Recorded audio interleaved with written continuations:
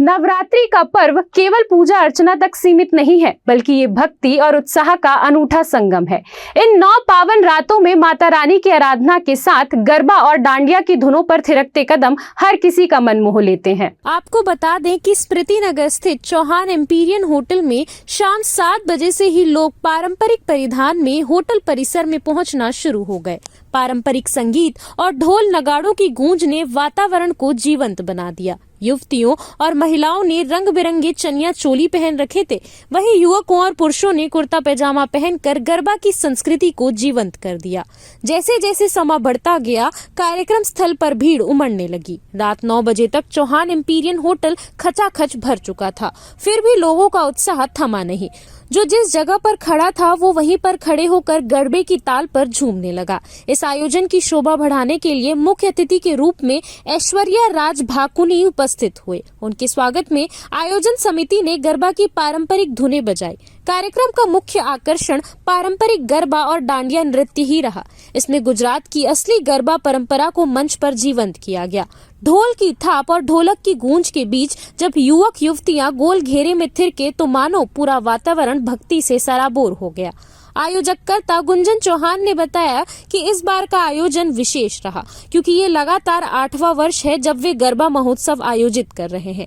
उन्होंने कहा कि हमारा उद्देश्य पारंपरिक गरबा को बढ़ावा देना है। माता रानी की आराधना इस आयोजन की आत्मा है। ये गर्व की बात है कि दुर्ग जिले के लोग हर साल पूरे उत्साह से शामिल होते हैं। इस साल ये आयोजन 3 जिलों में हुआ, दुर्ग, बेमेतरा और रायपुर। पीछे का मोटिव से माता जी की आराधना ही है। हम लोग को ये करते हुए इस बार 8वां वर्ष है। ये जितने उत्साह से ट्विन सिटी के लोग जो इतने उत्साह से पार्टिसिपेट करते हैं, ये बहुत बड़ी बात है। हम लोग ट्रेडिशनल गरबा को प्रमोट करते हैं, बस वही हमारी कोशिश है। डॉक्टर निहारिका बघेल ने कहा कि कार्यक्रम से पहले ही बारिश का दौर जारी था, लेकिन मौसम की चुनौती लोगों के उत्साह को कम नहीं कर पाई।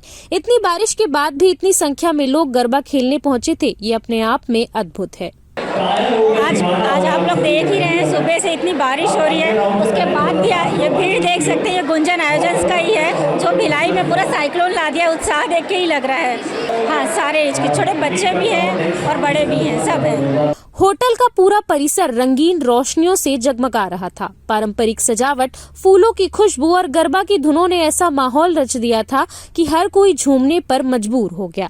गरबा के दौरान छोटे बच्चों से लेकर बुजुर्गों तक सभी उम्र के लोग एक साथ नाचते गाते दिखे। कई प्रतिभागियों ने कहा कि सुबह से बारिश हो रही थी, लेकिन हमें लगा कि माता रानी का बुलावा है, इसलिए हम जरूर जाएंगे। यहाँ आकर हमारा मन अद्भुत शांति और खुशी से डोल उठा।